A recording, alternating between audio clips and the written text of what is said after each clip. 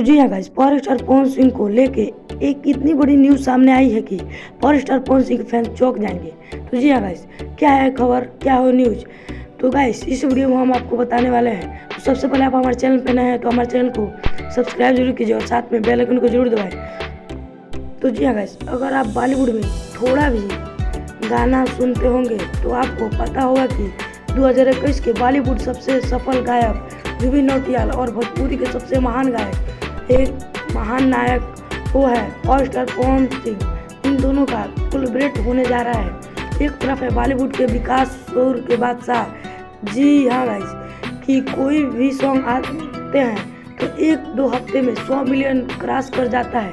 एक है भोजपुरी के पावर स्टार पवन सिंह, इनके पावर से पूरी भोजपुरी चलता है। तो जी हाँ गाइस, इन दोनों का जब कोलैबोरेट होगा तो भाई साहब इंटरनेशनल पर तबाही मचाने वाला है।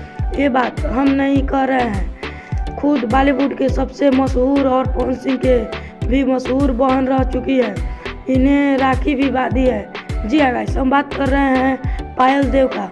उन्होंने खुद रिवील किया है यह बात और उन्होंने कहा है कि पायल देव कि हम पवन भैया और जुबिन नौटियाल सर 30 सीरीज से बहुत बड़ा सॉन्ग आने वाला है। जी हाँ गाइस, बहुत ही बड़ा सॉन्ग 30 सीरीज से आने वाला है जो कि यूट्यूब का सबसे मशहूर चैनल है। तो गाइस, इस वीडियो का हमें अभी तक यही अपडेट मिला है।